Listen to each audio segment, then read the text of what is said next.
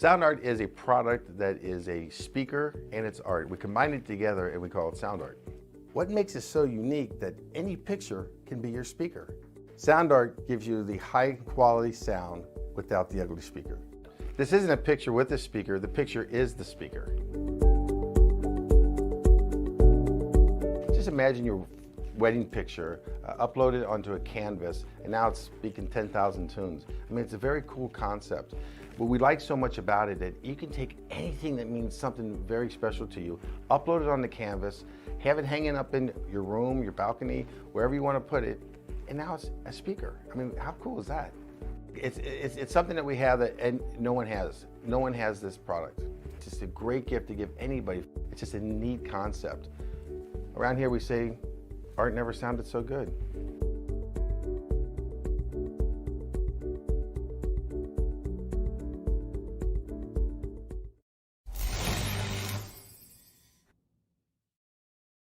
After months of quarantine, we're all interested in how we can become our best self. The team at Permanent Makeup and Cryo is here to help you get the flawless makeup look every day without the extra effort or time.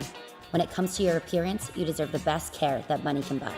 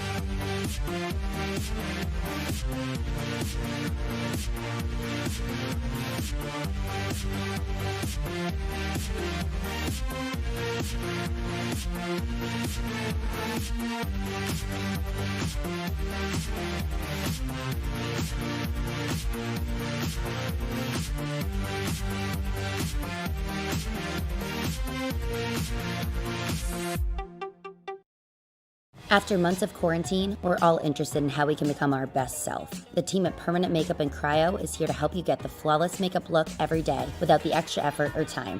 When it comes to your appearance, you deserve the best care that money can buy.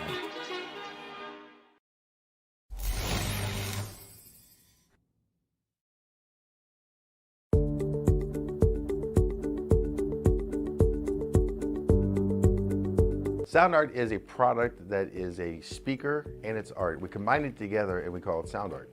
What makes it so unique that any picture can be your speaker? Sound art gives you the high quality sound without the ugly speaker. This isn't a picture with a speaker, the picture is the speaker. Just imagine your wedding picture, upload it onto a canvas, and now it's speaking 10,000 tunes. I mean, it's a very cool concept. What we like so much about it that you can take anything that means something very special to you, upload it on the canvas, have it hanging up in your room, your balcony, wherever you want to put it, and now it's a speaker. I mean, how cool is that? It's something that we have that and no one has. No one has this product. It's just a great gift to give anybody. It's just a neat concept. Around here we say, art never sounded so good.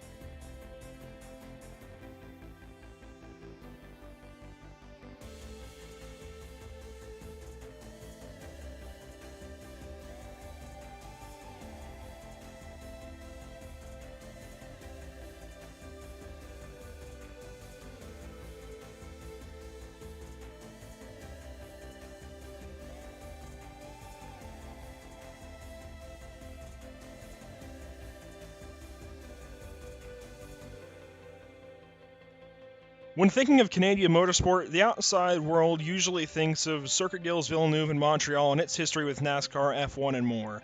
But a bit closer to Toronto lies a 10-turn, 3.95-kilometer course opened in 1961. And Canadian Tire Motorsport Park, also known as Mosport, has also seen its fair share of NASCAR and F1 action, with NASCAR still visiting the venue annually by way of the NASCAR Gander RV and Outdoor Truck Series.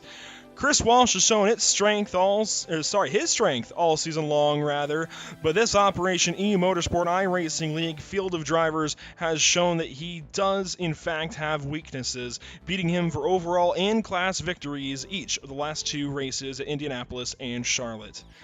Welcome, race fans, to Pit Stop TV. As usual, we're live on Facebook, YouTube, Twitch, and Twitter this evening. I've got JP Costa and Emerson Arden with me in the booth. I've got Trey Shuttlesworth on social media coverage. I am Andrew Cardinale IV, and this is Pit Stop TV's live coverage, of the Operation eMotorsport iRacing League presented by RECARO. We join you tonight from the virtual Bowmanville, Ontario, Canada for round 7 of 8 on the season. Personally, CTMP, Canadian Tire Motorsport Park, Mosport, whatever you want to call it, is one of my favorite race courses to visit, whether it's racing or broadcasting. This place is amazing. It puts on amazing battles. It looks great to boot. It is a solid racing course, and I'm glad whenever we get to race on it on iRacing or broadcast it here at Pit Stop TV. Either way, I'm always glad to see this racetrack come up on the schedule. It is an amazing facility. And in my mind, I think my favorite Canadian course for sure. This place is just stunning. Before we get into the action, though, this evening, we got a chance to sit down with Cameron Bauer of ExxonMobil and talk to him about his role with ExxonMobil, of course, and what he does and what Mobil 1 does to help Operation Motorsport. And we'll just go ahead and get right into that. It was a great chance to talk with him yesterday morning.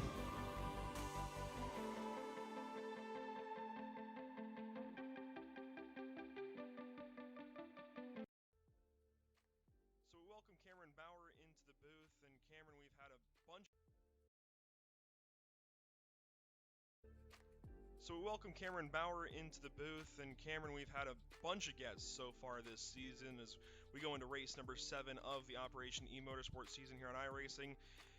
And the first thing we always like to talk about is basically just what you do for your company at ExxonMobil. Awesome. First of all, I'd just like to thank Operations Motorsports for this opportunity to be here today. My name is Cameron Bauer, and I'm the Strategic Global Alliance Manager for ExxonMobil. I specifically look after our General Motors account worldwide. And a great benefit of being able to do that is to be able to spend time in the motorsports arena, particularly with IMSA and with great partners like Operations Motorsports. And you mentioned being partnered with Operation Motorsport, and of course, like I said, we've had tons and tons of guests so far talk about their relationship with OpMo, but how does ExxonMobil and how do you specifically, Cameron, work with Operation Motorsport and do the great work that you guys do? Yeah, so I've been in this role for 5 years. I think I started in 2015. I met Diesel and Tiffany very early. I think at one of the first races I went to, which was Sebring back in 2015. And over that time, I got to be very involved in what happens, particularly on the track. And I think it might have been 2017, I had the opportunity to meet a gentleman named Dwayne Crawford that many of you listening may know. And I really struck up a great conversation with him. He told me about Operation Motorsport and what that program had done personally for him. And, being a veteran myself, I spent 5 years active duty in the Air Force, then another 8 years in the National Guard. It was something that really resonated with me, and I could see how he personally had benefited so much about being involved in the motorsports program at a very difficult time in his life. So I took an interest in that personally. And got involved with other folks in ExxonMobil like Andy Moran, who spends a lot of time on the track and is also a veteran and working for ExxonMobil in the motorsports arena. And using that opportunity and getting to know the people that were involved in the program, we decided after talking with Diesel and Tiffany that this was something we definitely wanted to be involved in and associated with through our racing program.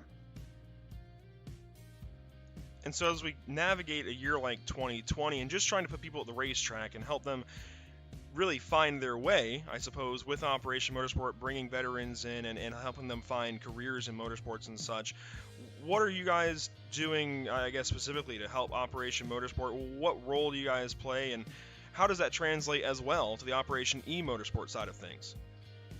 Well, 2020 has been an incredible year, an incredibly challenging year for all of us, personally, professionally, and certainly the motorsports world and Operation Motorsport haven't, been immune to that. So we've had to be very resilient and change our way of traditionally working with groups, and these virtual races is certainly an incredible idea that's come out of that.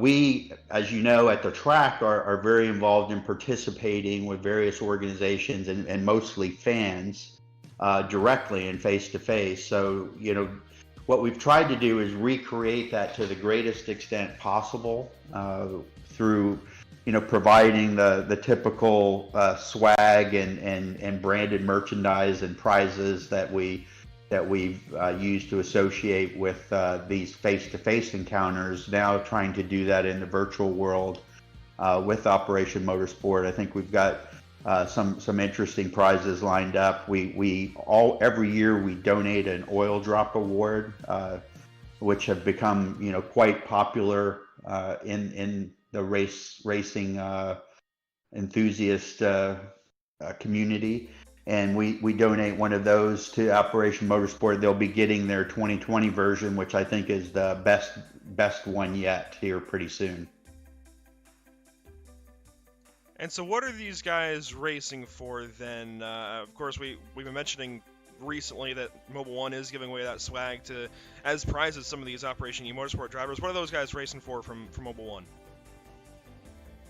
So Mobile One association with racing goes back, I think, since the beginning of the brand. It is an association that we love. We use the racetrack in the real world. We use the racetrack to test and develop our Mobile One products and design and use new products that can be easily transferred to customers, that everyday customers like you and myself, who are buying Corvettes or Porsches or Toyotas or Lexus or Acuras and any of the other cars that we sponsor in the IMSA series. And so in the virtual world, what we're trying to accomplish for all the people that are participating in that is that Mobile One is still very much there with racing. It's still a brand, a performance brand to consider, and people are still driving in their daily lives or work, and so we encourage everyone to use Mobile One branded products in their vehicles. Now to backtrack a little bit, Cameron, you mentioned that you have served, I believe you said, in the Air Force and National Guard. Tell us about that, and I guess your personal connection then to Operation Motorsport. Yeah, as I said, I am a veteran of about 12 years between my active duty time and my guard time. I spent a lot of time around the world and saw a lot of the hard work and sacrifices that people make, both personally and professionally, long hours and leaving family behind. I've been on several deployments, and again, I was fortunate enough where I was in active duty, many years ago, and made the jump to industry back in 1990 timeframe. So I haven't seen direct conflict like a lot of the folks in Operation Motorsport have, but believe me, I respect their sacrifices very much, and anything that I can do personally and we can do as ExxonMobil and Mobile One to help those folks come back and know that they're appreciated and know that they have something meaningful to do is certainly something that both myself personally and ExxonMobil are proud to be behind. So, Cameron, before we let you go this afternoon, of course, I want to thank you for spending time with us this afternoon. Of course, this is pre-recorded. You had to take time out of your day, so definitely appreciate you for making room there. Do you have any closing statements, anything like that? I'll just give you the floor. Well, again, I just want to thank Operation Motorsport and specifically Diesel and all the folks involved in that program. I think it is. I've personally seen firsthand the benefits that it gives to people who are involved in that, and the joy it gives to people who get to see that, and being at the track and following people again like Dwayne Crawford over the years, and just see how he's become a real gearhead. Has made me feel real happy to support this program. There's some interesting things happening in the future. We're looking at going cross-border in a big way between U.S. and Canada with some things that Diesel and Tiffany have been able to do to get them registered here in the United States. And again, I think the program doesn't have borders. I think it really is something that whether you're a Canadian service person or a U.S. service person, there's benefits to go around, and I hope to continue to be a partner and an enthusiast in everything that Operation Motorsport does. So thank you very much for the opportunity. Once again, thank you for what you and Mobile One are doing to support the Operation eMotorsport iRacing League, and just taking time out of your day to sit down with us. I'm going to turn it right back over to us live now with coverage of the Operation eMotorsport iRacing League. It's going to be a great time here at Canadian Tire Motorsport Park. I think it's a great racetrack, and I can't wait to see these guys race past some of the Mobile One branding. In fact, there's some on the wall right there that we're looking at. But Cameron, again, thank you for your time this afternoon, and we'll get right into the race. Awesome, thanks.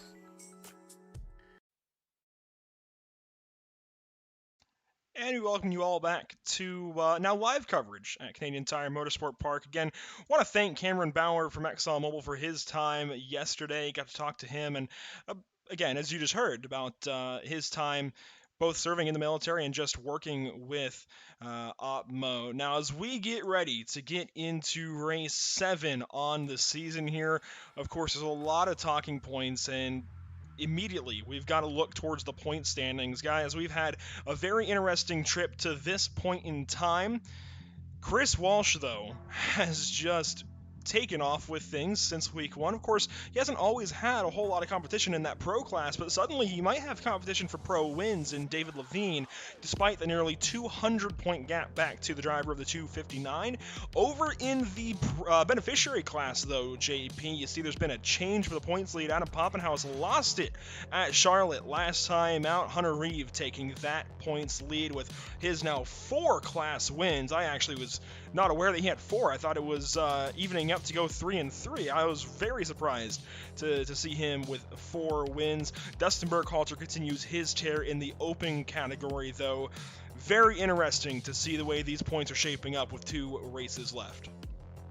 Yeah, exactly, and even more impressive is seeing the times in qualifying right now. You guys cannot see at this point in time, but looking at qualifying, Hunter Reeve, who won in the previous round and took the championship lead on his class, is not anywhere near the time of Poppenhaus. He is not able to pump the beat Poppenhaus in qualifying. He's even behind Theo Brosema for the time being, and the same goes for Dustin Burkhalter. Right now he's behind Christopher Bailey, so both the leaders are not representing the pace that they kind of are showing on the championship standing, if that makes any sense. So it's going to be interesting to see if Adam Poppenhaus can use this advantage that he has currently in qualifying to make sure he gets the championship lead once again, as they're going to head to the next round, which is going to be the finale in a few weeks' time. Yeah, I agree. In terms of the beneficiary, I think that's the best part. I think the best story of OpMo, what OpMo's all about is this beneficiary class, and for that to be pretty much the talking class championship is a great thing. As you said, it's an 11-point gap, and Poppenhaus lost that. Poppenhaus is going to be looking to regain that. Right now, he does have a little gap over Hunter Reeve, but it's very... When I say little, it's minuscule in qualifying. It's actually pretty close, all these qualifying times in these Miatas as they work their way around this 9-corner circuit.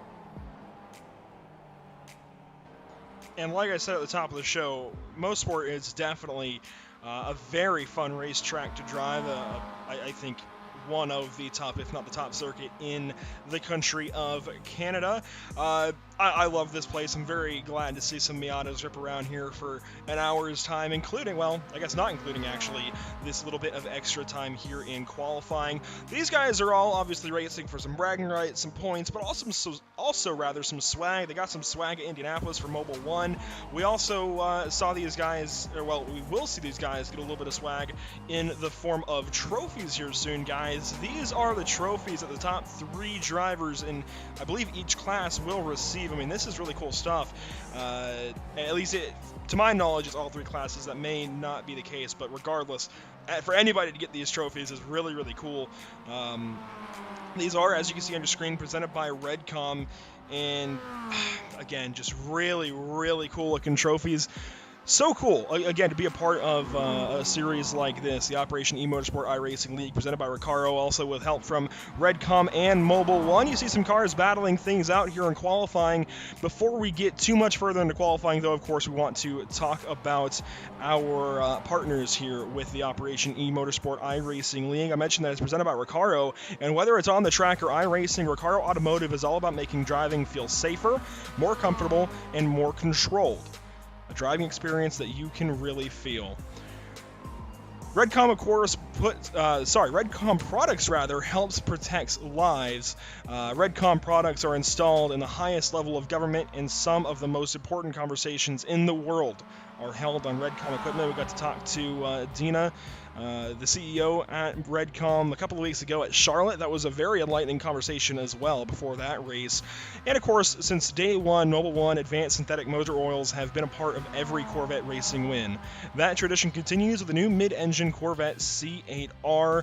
The Corvette C8R is now available in iRacing for anyone looking to experience the exhilarating mid-engine performance of the C8R in the virtual world. And I will say, this part no longer part of the script that I got to read. It is an amazing race car. I've had a lot of fun with it recently, getting ready for a separate league. It's a proper racing car. It's a lot of fun, JP. Hopefully, we'll get to feature it here on Pit Stop TV at some point soon. But qualifying starting to wrap up. Looks like these guys have 2 minutes left to set a lap time to believe the checkered flag is just flown on the session. Yeah, exactly. Looks like in qualifying, Chris Walsh is absolutely dominating at this point in time. So bouncing back from a disappointing race a few weeks ago at Charlotte, bouncing back pretty much from qualifying on the best possible way. And it looks like the times are really close. Like second, third, and fourth are on the same tenth of a second. Fifth and sixth are also in the same tenth of a second. So we should be seeing a very close race on a track that is pretty much unforgiving. We are seeing the pretty much the turn 5 section, Moss Corner.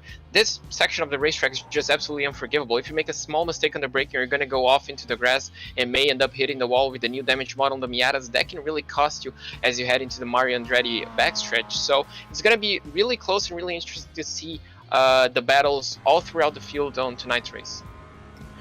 100% once again agree with JP. I mean, the top 18 overall separated by 2 seconds.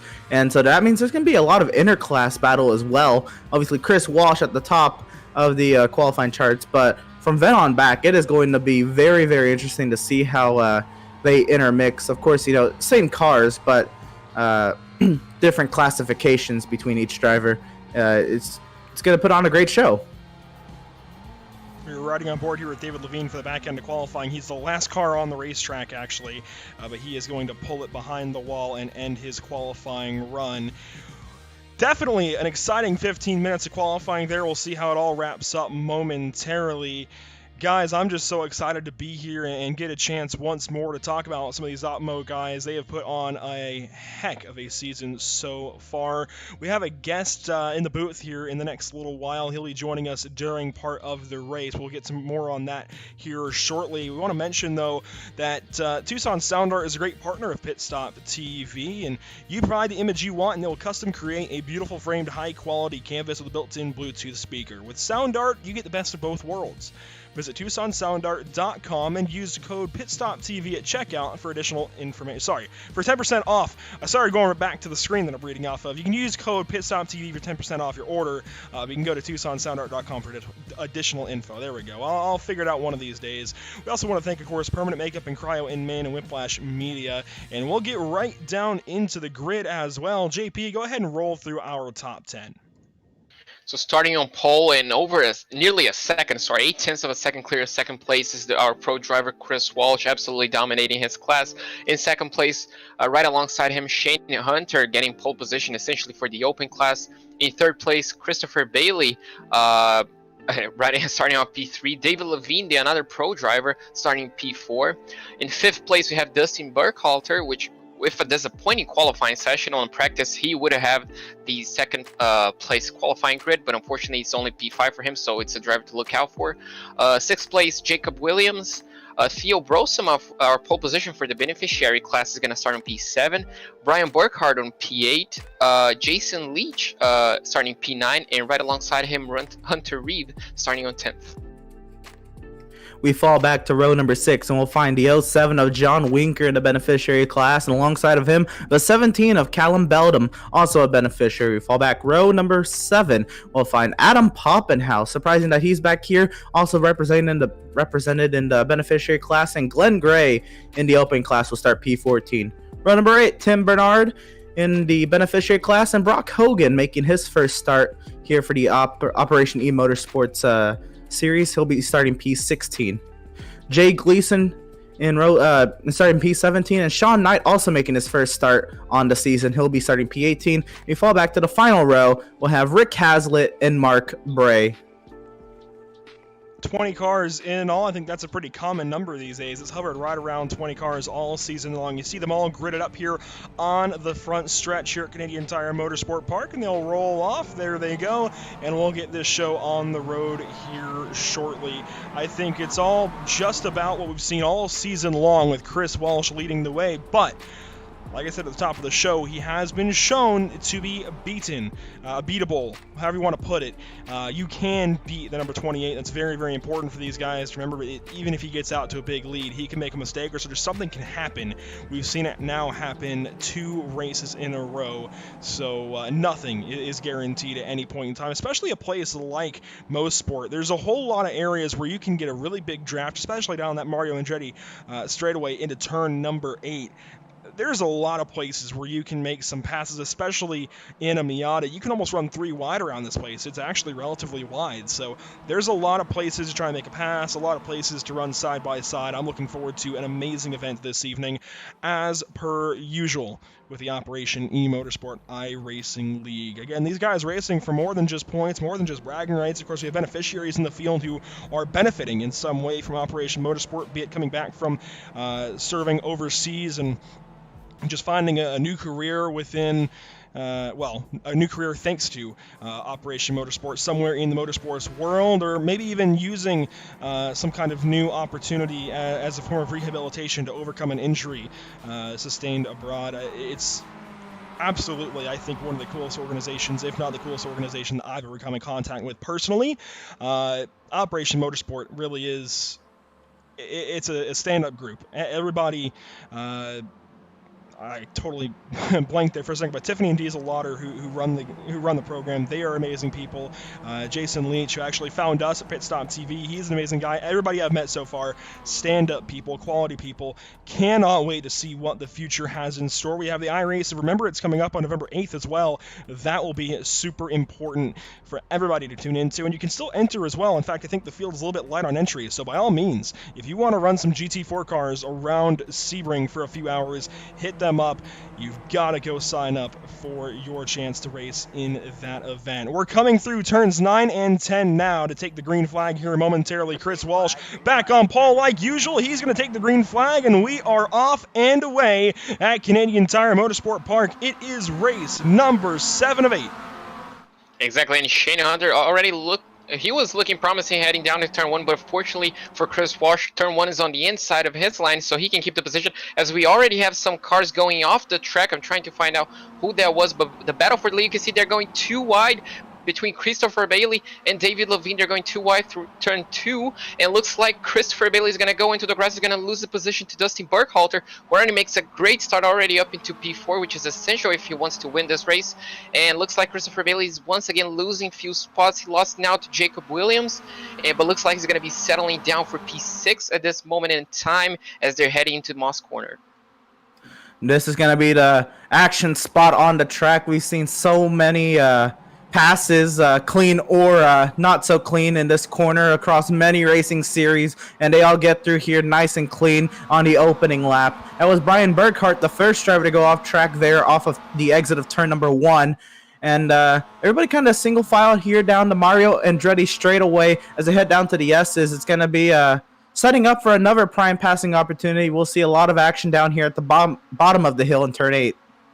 Everybody drafting. Oh, and Shane Hunter into the grass. I think David might have hooked his rear bumper just a little bit right there as they race for second place. David just trying to draft. It's very common in these Miatas to actually lean on bumpers a little bit and actually give some bump drafts like you see in NASCAR racing. Very common in Spec Miata racing, but it doesn't quite always work out in iRacing. And you saw David hook the 927 just a little bit down the back straightaway. Now they race, they complete lap number 1, and they race off into turn 1. That downhill, almost a little bit off camber at turn in, but then you kind of get a little bit of natural camber on the corner later on. It's a very confusing corner to try and get right. Then you head down the hill for turn number 2. Very confusing stuff, honestly, if you're running it for the first time. But most of this field getting things rather well figured out. But we have a couple off in the grass. Poppenhouse is one of them. Exactly. Poppenhaus unfortunately went wide with Callum Bell, and so both beneficiary cars went wide, and looks And we like got some crashing back here. John Winker's involved, Mark Bray as well, Tim Bernard. Oh, man. It looks like we do have a big wreck out of turn 2, essentially. So a very difficult corner. Looks like, Tim Bernard unfortunately just followed the car ahead of him was Sean Knight. So our debut driver unfortunately just went wide, and Tim Bernard unfortunately just followed him and lost the back end, and that was just a cascade effect of another few drivers.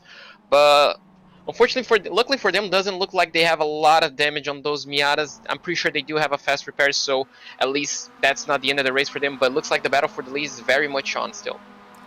Yeah, good thing here, Canadian Tire. Most of the time, the walls are a little further away from the racetrack, so trouble spots like that, like Andrew said, they're off camber in turn 1, and then you're going up a hill into almost a blind corner there in turn 2. It's a tricky corner.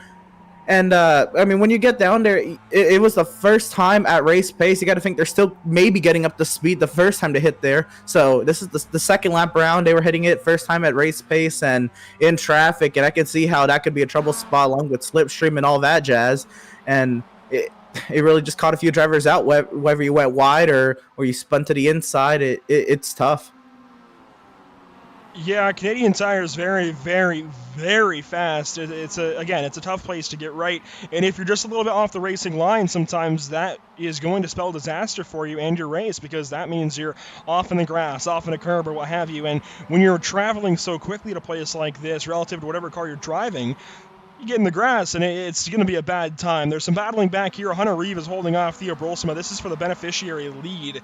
This is P7, P8 on the racetrack right now, and they've got some more drivers behind them battling. Jason Leach and Brian Burkhart up over the hill to turn down to turn 5, and Leach was off in the grass for a moment, but he gets things figured out now. He's back in the grass a bit more. Will he save that race car? He does. I rate that, I think, an 8 out of 10. That was a pretty darn good save right there. If we're counting it as like Formula Drift, though, definitely an 8 out of 10. These guys still battling up ahead. Hunter Reeve, Theo Brolsma, all over one another. And we did see that David Levine has made the pass for second place. He's going to see if he can hunt down Chris Walsh. This might be a place where the pros kind of shine, because it does take a lot of precise driving to get around here and get around here quickly. And you have to work the draft really well, as David did, trying to get by Shane Hunter. But he's done so, and now Shane Hunter has a mirror full of Dustin Burkhalter. Yeah, exactly. Dustin's trying to put that back qualifying away from him, trying to make his way up the field. He's already made one position. It looks like he's just putting a lot of pressure on Shane Hunter. He was pretty much drifting and pushing Shane on the final complex of corners of turn 8, 9, and 10. But looks like he lost a bit of distance, and it looks like Chris Walsh hasn't really checked out as we expect. You know, he was nearly a second clear in qualifying, but he's only a second clear of second place at this moment in time as they start lap 4. But looks like we might have our pro battle that we kind of, I guess, we expected since we only had one pro. But looks like David Levine is catching actually Chris Walsh and maybe putting a battle for the lead. Yeah, I was expecting Chris Walsh to get up to a much larger lead, like you said. And you got to think, Levine, he's only a second back, and it's kind of stagnated at that. But if Chris Walsh starts to maybe feel pressure from Levine and they start to duke it out, who knows how many of these open drivers can have a shot. We've already seen that open drivers can win overall, and it's only a matter of time before they start to get onto this pace that you have to run in these Miatas. But like Andrew said, this is just a very tough track, and the pros are up front for a reason right now. Some battling further back in the field. This is in around the 15th position. We're watching Brock Hogan, Rick Hazlitt, Callum Belden, and more all battling back here. Just a big gaggle of race cars, beginning with Callum Belden at 14th in that blue number 17 car. He's side by side with Hazlitt down the Mario Andretti straightaway. You see some more cars side by side. That's Adam Poppenhaus and Glenn Gray up ahead. But, man, this is a big gaggle heading down to turn 8. Yeah, exactly. Looks like all of them made it safely. Looks like Callum Bellman just shut the door. They almost made contact, but looks like Rick Hazlitt avoided. Callum Bellman still gives him the inside space pretty much, and then closes the door for turn 10. But looks like he went a little bit wide. That's going to allow Rick Hazlitt to get another run.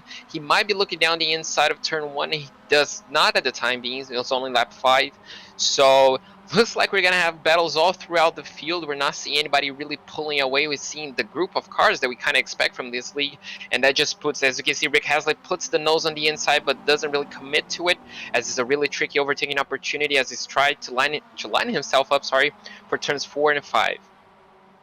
I'm already loving what I'm seeing. I'm seeing drivers really push the limits of the track. And I think it was Sean Knight there in the background getting wide off of turn number 9. And he was able to, keep the car, keep the throttle down and really stick with these guys. Of course, the slipstream is going to play a huge factor here. On our way to Moss Corner, on board with Rick Hazlitt. See, he's just going to follow through behind Callum Beldam. But maybe he'll try to set him up here on the Mario Andretti straightaway into turn 7 DS's. Under the Mobil 1 bridge and through what are technically turns 6 and 7, but they're not really turns, just kind of kinks on this straightaway. But they have corner marshal stations, so they get corner numbers. They'll head down to turn 8. Somebody's dropping down the order. It is Brian Burkhart. Looks like, no, he's figured things out. Might have just blinked out for a moment, but he gets back up in a 9th position ahead of Jason Leach. And this is an interesting battle because Rick Hazlitt has been really good these last couple of races. He's battled up there in the top 5 at times, but right now, back here in the 14th position, having to try and get by Callum Belden. And it looks like the 59 is faster, but you've got to make a quality pass at a place like CTMP. If you don't, you're going to have a bad time. And the 59 is definitely looking. He's doing everything he can to try and find a way around. Here in about a minute and a half, though, we're going to bring in our guest commentator, if you will. So make sure you're ready for that here in just a little bit. And it looks like we're seeing a lot of pace shifting between last round of the championship and this round, because Rick Hazlitt, I'm pretty sure he finished second place on Charlotte. As you can see, he gets really close to the bumper, and you can see just how aggressive Callum Belden is on the defensive side. But looks like now he ran wide. That's going to allow Rick to get the outside line technique for the entry of the Moss Corner section. But looks like he's going to be clear already even before they enter that section. So that's Rick Hazlitt up into P13, and he's going to be definitely trying to chase down Glenn Gray and Adam Poppenhaus.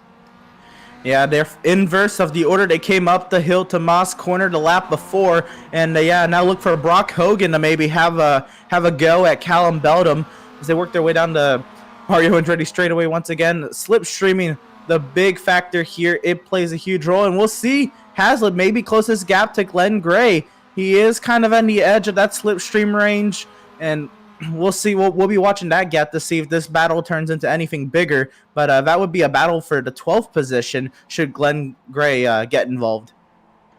A little behind this battle is actually a battle for 18th position, 18th and 19th on the racetrack. Looks like Mark Bray has parked it in 20th, but Tim Bernard and John Winker. Tim Bernard, he famously went bowling at Charlotte a couple of weeks ago, taking out all of those cones in turn 8. But not really having a great evening so far, looking to turn it around. I'm going to try and find a car that gives me a nice little segue here, because you've noticed, here it is, on the number 17, you can see it, that some of these cars have a USO sticker.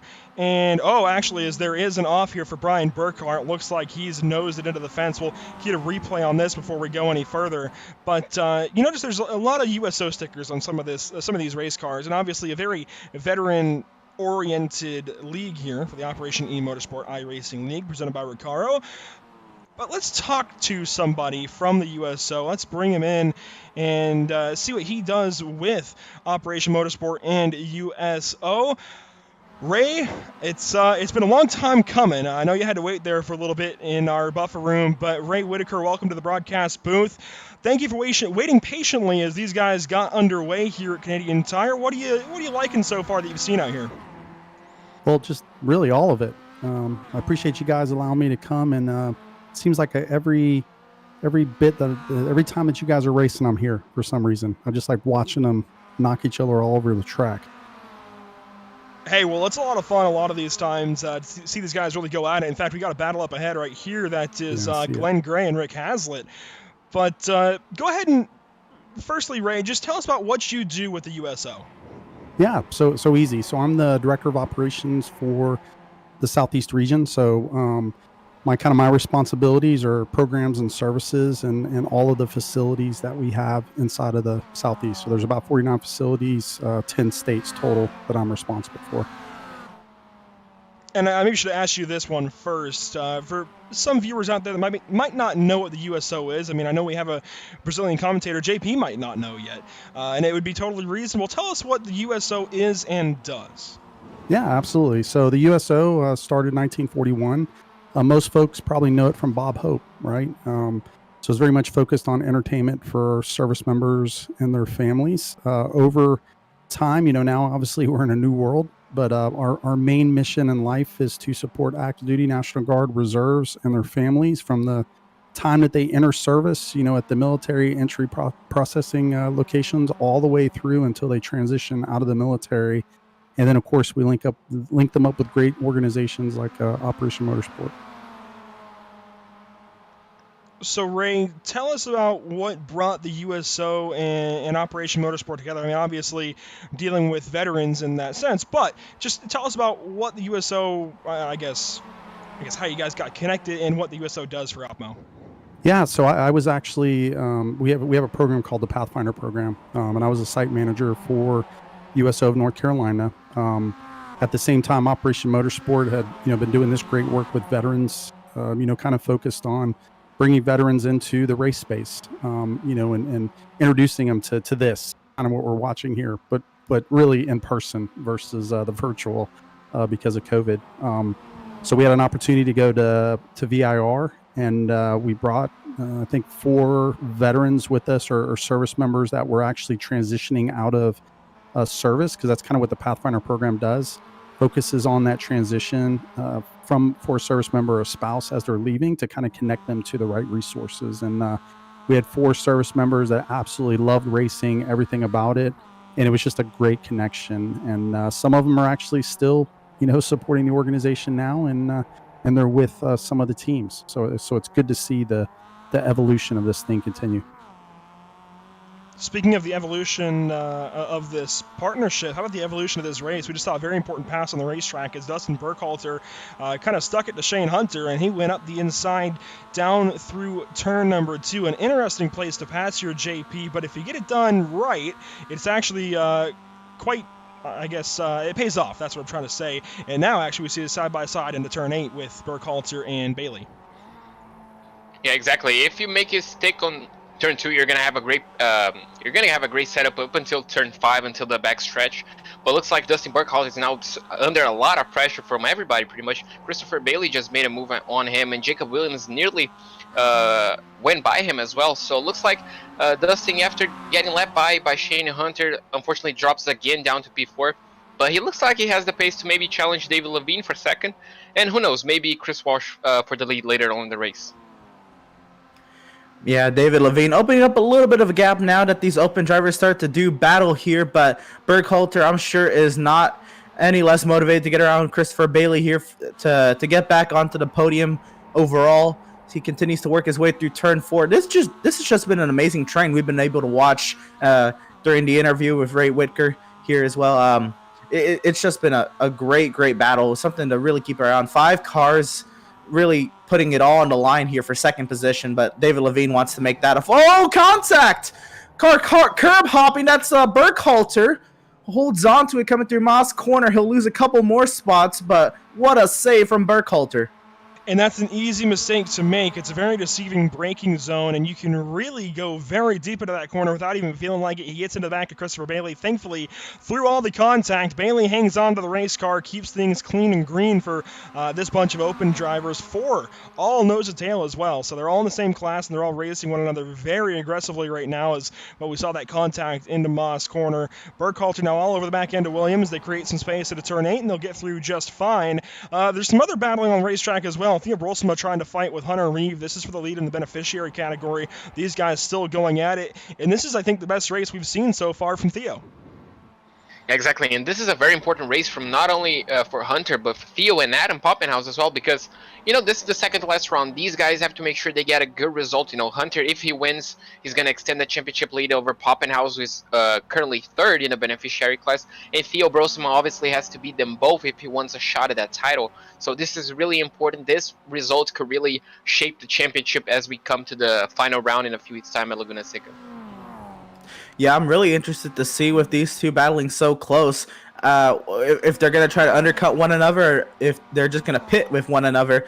Again, like JP said, the points gap is very, very small. It was 11 points between Reeve and Poppenhaus coming in here, and Brolson, I believe, was 30 back. So if he can make a good gain today, what kind of a battle do we have on our hands for Laguna Seca? As, oh my goodness, Jacob Williams was really pushing Christopher Bailey. That continues for 3rd, but this beneficiary class win, and at the end at the end of the day, it's also the battle for the championship that we're really watching on our screen. Yeah, those beneficiary guys still going at it for every point they can to try and sort that championship out. Speaking of the beneficiaries here, Ray, what are you guys able to do with the Opmo beneficiaries from your standpoint at USO? Well, I mean, I think for us, it's just it's matching the right individuals with this great opportunity. The Race for Remembrance, and there's lots of great things that Operation Motorsport does that we want our population as they transition out and become veterans to be part of. Especially with things that have been happening now for the last it seems like 15 years now. We've been in some sort of role somewhere else in the world, and we have lots of folks that are coming back with disabilities and other things. So it's great to see the beneficiaries coming in, being part of the races, doing really well, not only in person but as we can tell now virtually. So it's very exciting for us to see that. And of course, we always mention that we have social media work of our own at Pitstop TV, but it's all race oriented. Where can people follow the USO and keep up with what you guys are doing? Yeah, I mean, it's pretty simple. So it'll be at the USO or at USO, one of the two, just depending on what platform you're on. But that's probably the easiest way to find us. Well, all right then. I think that's a very easy way to find you guys. There's a battle still forming on the racetrack. We've been watching this whole thing over the last few laps. Christopher Bailey leading this pack of cars. It's pretty tough to do what David Levine did, and even Chris Walsh, and separate yourself from a pack of race cars here at Canadian Tire Motorsport Park. But those front two pros have seemed to have done it. I'm not so sure if this 9 of Christopher Bailey is going to be able to do it. Oh my, Jacob Williams onto the grass to try and find room to the right side of Christopher Bailey. Chris said, nope, I don't think you're passing just yet, and put him in the grass right there. Yeah, definitely Chris does now want to battle coming up to this final sector of turns 8, 9, and 10. Obviously, if you go side by side, you're going to be losing a lot of time and obviously losing touch to David Levine, because if Christopher can get to the back of David Levine, he can probably fuel save a lot and probably jump him, and that could be the strategy of Shane Hunter. He was running third, but he dropped back all the way down to now 6th place, but he's all the way behind all these 3 cars, and he's essentially just fuel saving. That could jump him on the pit stop cycle at the end of the race, essentially. So he could be gaining all those positions back by not even overtaking on the track just based on strategy alone. Yeah, with JP mentioning fuel saving, you got to think maybe do some drivers maybe chance under fueling their car a little bit at the pit stop in anticipation that they're going to be in a big slipstream and they're going to be able to save a little bit of fuel, especially on corner entries and all that.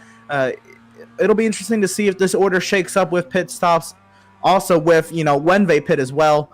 But Levine's opened up a 1.1 second gap to Christopher Bailey. That'll fluctuate through Moss Corner. And these 4 open drivers, actually 3 open drivers and Hunter Reeve is attached to the back of that. Never mind. No, there are 4 open drivers. That's correct. 4 open drivers still kind of working together and working against each other at the same time to try to catch David Levine. Yeah, and they really haven't lost touch. I think David might have had a mistake this last time through the first half of the racetrack, because he has backed up to within a second of these drivers. So that's certainly going to open up this battle for second place as the pit stops loom. Before we get to those pit stops, Ray, looking forward to race number 8 of the season, I guess, as we watch the culmination of race 7. Looking forward to the end of this current season for the Operation eMotorsport iRacing League, and looking forward to the iRace of Remembrance. What are you guys doing to get more involved, I suppose, with Operation eMotorsport? Yeah, I mean, I think for us, I mean, we're all obviously in a COVID environment. So, I think the mental wellness portion of what Operation Motorsport has done, which, Operation eMotorsport is fabulous. And we're looking forward to working with the team, presenting some additional racers into the race here. I've seen a lot of skills coming out. I still remember watching the first race, and now watching them race now. It's like completely different drivers on the track, which is great. So we're looking forward either way, whether it's in person or virtually, supporting this with additional drivers, especially as we get into the next season. It's been pretty cool to see your logo adorn more cars. David Levine off the racetrack. We saw him have an amazing save out of turn 1 down to turn 2 this last time through. He was all over the place, and I'm not sure how he hung on to that race car, but I guess he's in that pro class for a reason. He loses a few spots here, just running a bit wide. Looks like he has really put some wear on those tires, actually being overtaken by 3, maybe even 4 of these open drivers all in a row. David kind of put back on his heels here, guys. Yeah, exactly. And you can just see how close this field is, because due to a simple mistake, essentially on turn 5 on Moss Corner, he already dropped from 2nd all the way to 4th. And now, as Dustin Burkhalter, is making a move around the outside of him, he drops down to 5th. So, yeah, just showing how close this battle is. He was already making a few mistakes, so I'm not really sure what's happening. Maybe just maybe just got a little bit distracted. But looks like he's struggling a lot of his car at this point in time. As we can see, someone exiting the pits. That's Jay Gleason. But, hopefully he can pull himself back together, and hopefully he can fight again for the 2nd spot. As you can see, both of the drivers, both of Jacob Williams and Christopher Bailey, still nose to tail. I've mentioned this a lot, but for a different reason. You got to think maybe David Levine thinking about a short pit here, knowing that he is faster than some of these guys that he's behind right now. If he maybe short pits at his first available opportunity and gets himself into clean air, does he maybe have that chance to build a gap for when these guys eventually pit? That will be interesting to see. Of course, Levine has to clean up the mistakes first, and maybe just chillax a little bit behind these guys and think about what his strategy is going to be to get back up to that 2nd position overall. And not all hope is lost to duke it out with Chris Walsh as well. So we'll see if he can come up with something here. A lot can still happen in this race, and a lot can still happen over the USO. Oh, well, no, hold on a second. As a couple of guys for 2nd and 3rd go off in the grass here, Ray. But what does the end of 2020 here, obviously it's been a unique year, but what does the rest of 2020 and 2021 hold for you guys? Well, I mean, it's continuing to provide the services that we do to active duty National Guard and Reserves, and obviously their families. They need us more now than ever because, a lot of them can't, we all can't go out and do some of the things that we want to. So, we want to continue to bring our services to them. In some cases, it has to be virtually because some of our centers are still closed as we wait for, for things to kind of shape out with how COVID's gonna be here over the next couple months into the new year. And they're really up there. That's a good one. Christopher Bailey went off the racetrack in turn 9, nosed it into the wall just shortly before turn 10. These guys still battling things out. Ray, these guys are starting to get a little bit slidey, so I think we'll wrap things up. But I want to thank you for your time, of course, and just tell us again where people can find the USO on social media and keep up with what you guys are doing, and any other closing comments you might have.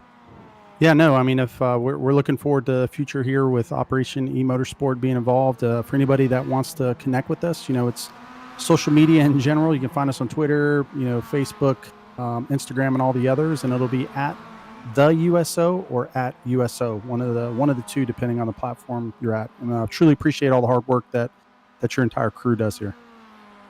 Once again, appreciate your time, Ray, and we'll be talking to you, I'm sure, more throughout the fall and winter here as we still have some more events with Operation Motorsport. Have a great night and enjoy this battle because it's been something else. It's getting good. It's something right now. Have a great night, man. All right, take care. Thanks, guys.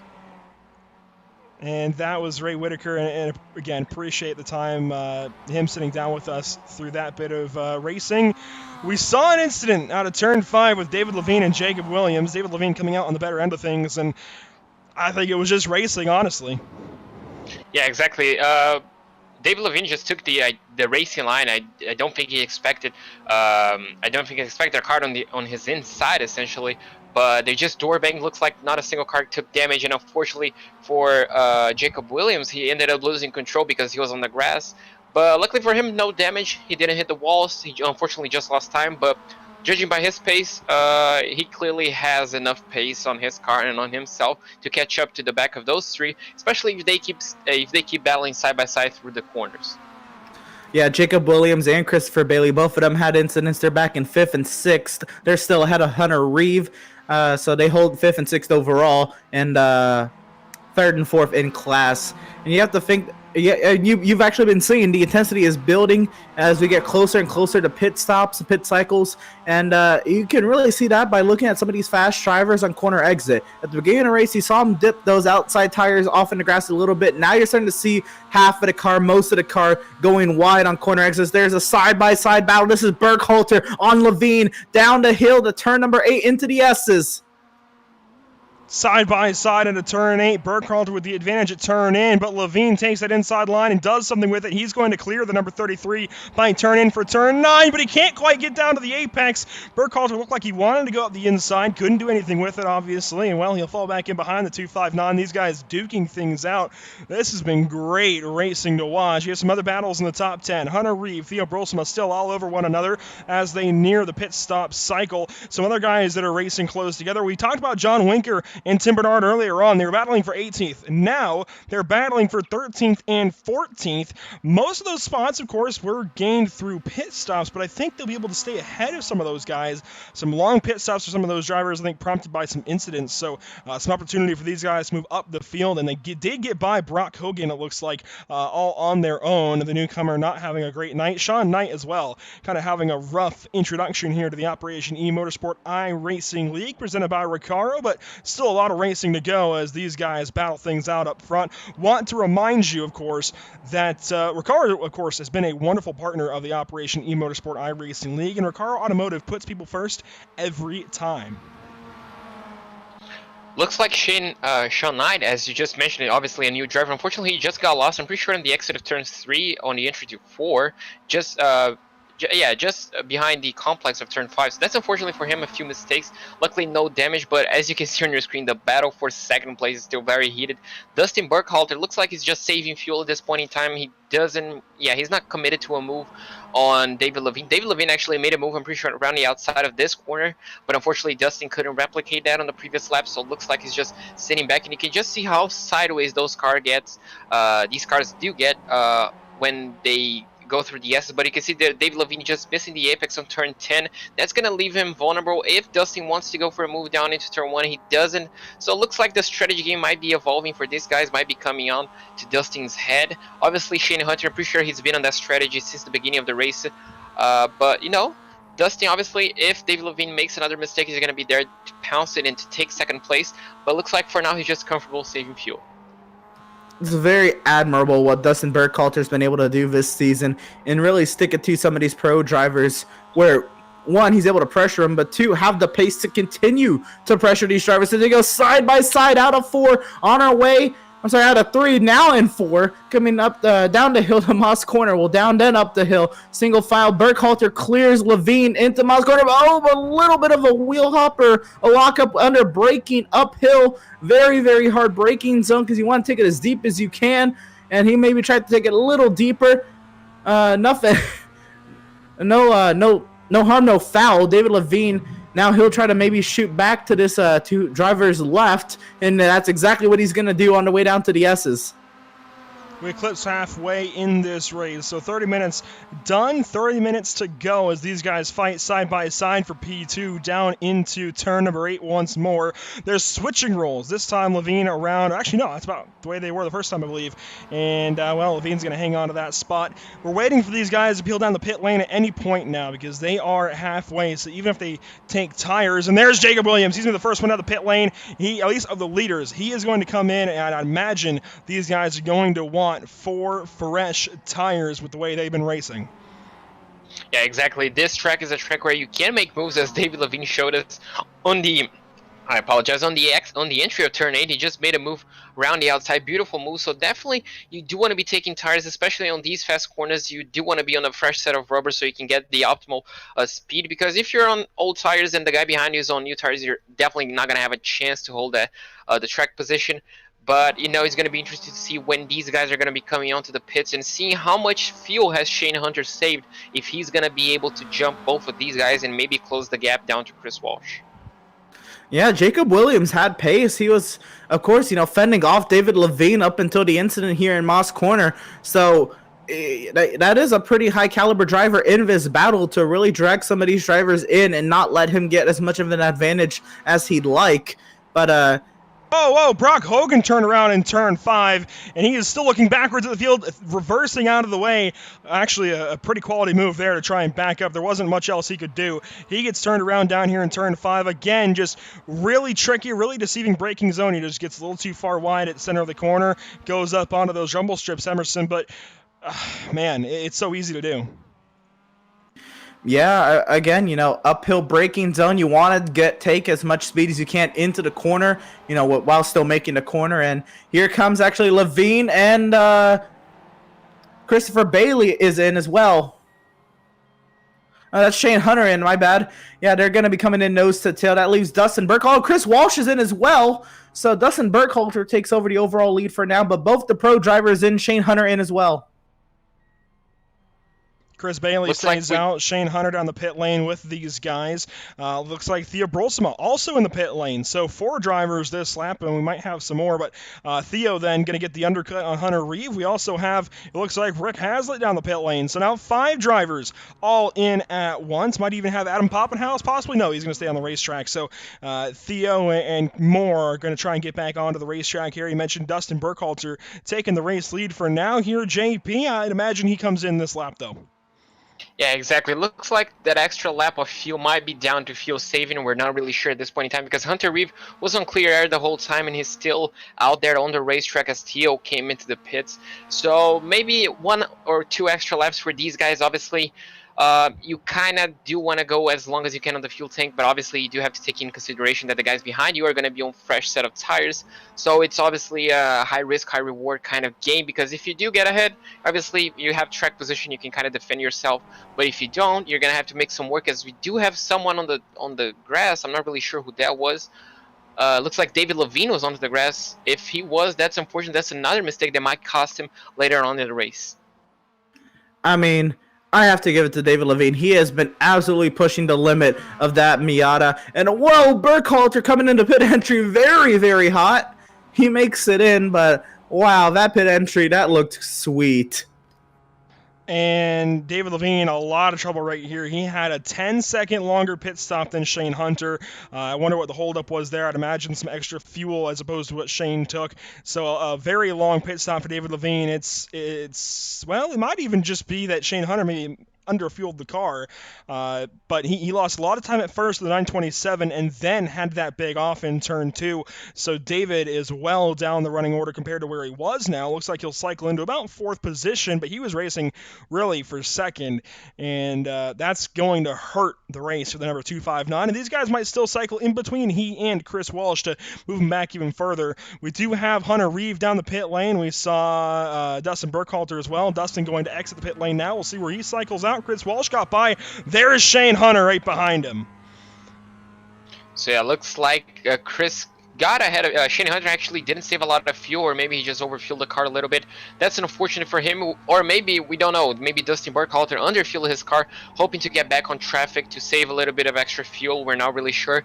But, this is going to be interesting for the final 25 minutes on this racetrack because we've seen drivers running out of fuel in the final lap of this race after trying to save a huge amount of fuel, hoping to get back to actually go out of the pits into traffic. So it's going to be interesting to see how Dustin's fuel situation is like. But Christopher Bailey still out on the racetrack. I'm pretty sure he's the only driver who hasn't actually come into the pits. So maybe that was actually that may have been extra fuel conservation by him, as you can see, just going way too wide. And yeah, finally on lap 22 he comes into the pits. He takes a little bit of a cautious approach to pit lane, but he's going to be feeding off after leading, I guess, 2 laps. He's going to be feeding off probably behind or maybe battling David Levine after that slow pit stop. As Christopher Bailey works his way down the slow pit lane, Burkhalter and Shane Hunter were duking it out down to Mario Andretti straight for 2nd position. They single it out in the S's. They're working their way around through turn 9 now. So where Christopher Bailey comes out in relation to these two, it's not going to be too good, I don't think. Chris Walsh, of course, he'll go purple on some fresh tires, a 134.990. He is blazing around here. It's only, I think, about 10 seconds off a NASCAR truck time here. So that's actually quite impressive. I could be a little bit mistaken there, but regardless, fast for these Miatas to get around a place like CTMP. Christopher Bailey going to lose some spots. He's going to fall in behind David Levine and Jacob Williams at the very least. We'll see if he gets on the track before Theo Brolsma, and he will. So he will retain 6th position. But these two really going at it. I think this is the closest battle that we have up front as well. Just quickly mentioning after the pit stops, looks like Theo Brolsma actually jumped by a lot Hunter Reeve, or Hunter Reeve maybe had an extra slow pit stop because he's fed behind Jason Leach and he's now trying to fend off Rick Hazlitt. So that's disaster for the beneficiary class leader.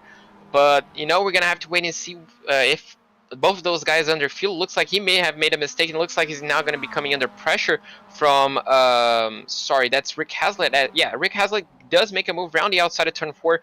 Shane Hunter, sorry, has to yield, and unfortunately he's going to have to lose another spot. So that's not really good, as now he's the only guy behind him right now on racetrack is Adam Poppenhaus. So definitely a lot of pressure on these drivers right now. And I mean, it is all coming together for Theo Brolsma. First and second in class are down in 10th and 11th as Brolsma sits 7th. We'll see how the points tally is next week heading into Laguna Seca, but if it's to end up the way it is, and Chris Walsh even faster, by 2/10 faster than his previous lap, or almost 3/10 actually, but Brolsma, he might have a shot at this. He's not out of it. Well, I mean, he's leading in beneficiary right now, so he obviously has a shot at things, and a very good one at that. He's got, it looks like, if I had to put some numbers together, it looks like about 4 seconds back to Hunter Reeves. So all Theo has to do, and I think Theo might even be a Canadian as well, so I think this might be a home race for Theo. This is big stuff for Theo. Now there's a lot of Theo Brolsma fans out on the Operation Motorsport YouTube channel that are hopefully watching along with us this evening. This could be an amazing run here for Theo. We watch him get around this racetrack, tell you a little bit more about Redcom and Mobile One. Of course, Redcom products help protect lives. Redcom products are installed on the in the highest levels of government, and some of the most important conversations in the world are held on Redcom equipment. Of course, Mobile One is the world's leading synthetic motor oil brand, and today, Mobile One Racing OW50 protects the next generation of America's sports cars, there we go, on the track, while Mobile One Advanced Synthetic is still found under the hood of every Corvette off the racetrack. No matter where the hood of your Corvette is located, it's always been Mobile One from day one. These guys still racing things out. Jason Leach, how about him? He didn't race at Charlotte, but he's putting together a pretty darn good run this evening as well. P8. This is a really good run for Jason, and I know he's kind of been off and on about being fast and even racing. I mean, a couple of those races he was towards the back of the field and then didn't race at Charlotte, but he's showing that he has skill. It's just been bad luck, I think, because he's got a good car underneath him right now in P8. He might lose that position, though, to Rick Hazlitt, who has been quick all season long and is looking to move up even higher. Rick has suddenly gotten into the top 10. Yeah, exactly. Rick is doing a fantastic recovery race. He started on P19. He's already up to 9th place and probably going to get past Jason Leach at some point, maybe moving up himself into 8th. And Theo Brolsma is not really far up the road, so might not be a long shot trying to finish up P7 because he's doing a fantastic job. And Jason Leach is doing an amazing job as well. Started in 9th place in the top 10. He's currently in 8th. Avoided a lot of the wrecks that we had in the first few laps, and he's currently doing a fantastic race. Pretty much just minding his own business, keeping his nose clean, and now obviously having to fend off a faster driver, I'd say, as now you can see that Rick Hazlitt trying to put the nose on the outside of turn 40. He's gonna have back off. It's not really an overtaking opportunity. You can see just how loose Jason Leach's car gets, and unfortunately for Rick Hazlitt, he has to step on the brakes to be able to not make contact with Jason's car. But he's probably gonna be lining up a move with the slipstream on the back straight. You love to see the dancing around of these rear ends of these Miatas up the hill in the Moss corner. Here comes Hazlitt. He's going to look to driver's right, down, up the hill, and then he'll be down the hill to turn 8. In the S's, side by side, down to Mario Andretti straight, and Hazlitt is clear of Jason Leach for P8. a big pass here for position going to work out for Rick Hazlitt as he gets on by Jason Leach. There's more battling up ahead. Jacob Williams has not lost any sight on this number 259 of David Levine, still duking things out for P4 on the racetrack, and this would actually, well, it's not going to benefit Jacob as far as, you know, the overall standings, I suppose. I guess the open class standings, but he would get a couple extra points and help him move up the standings just a bit more if he can get by this 259 car. David Levine just trying to hang on, and it looks like since he started this evening and we don't have a Daniel Morad, it looks like he is going to pass Daniel Morad in the pro standings just by being here this evening. So big stuff for David Levine as well, moving up that one position.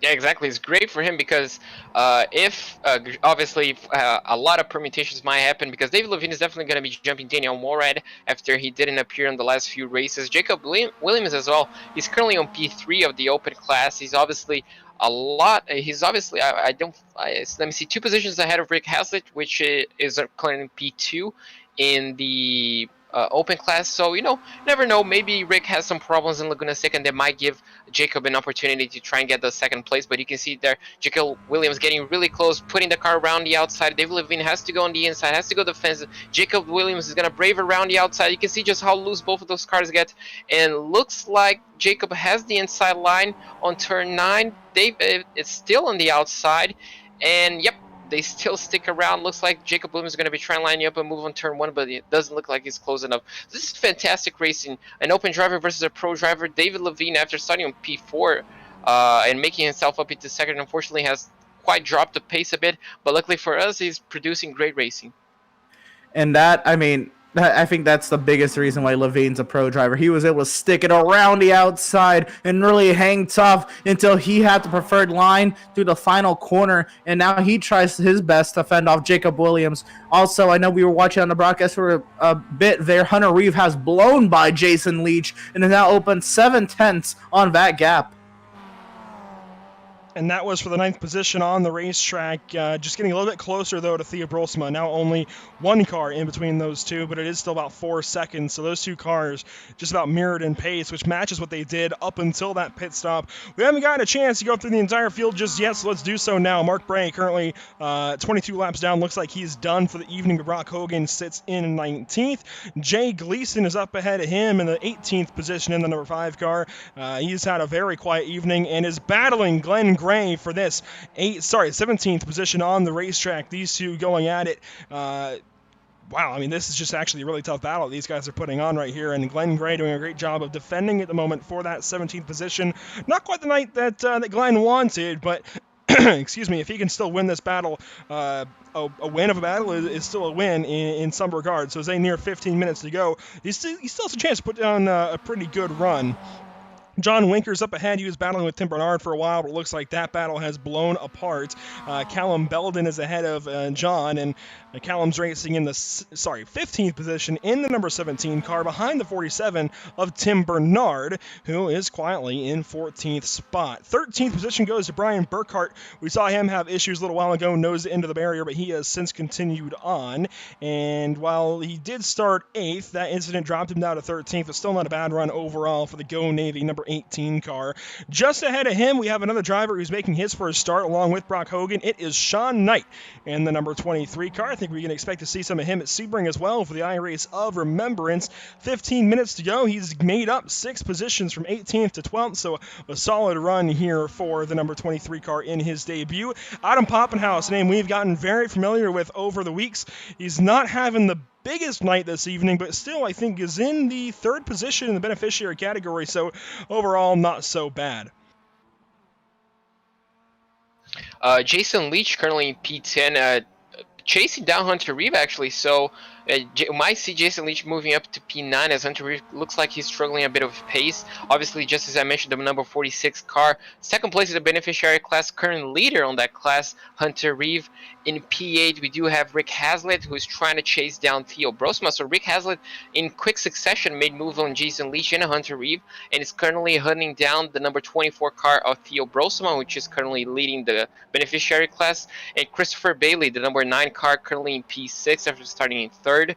So looks like that these 5 cars are all in trying to chase down each of the respective car ahead of them, obviously. And well, down to the top 5 for you, Emerson. And we have Jacob Williams in the 32 car. He's still working over the back end of David Levine.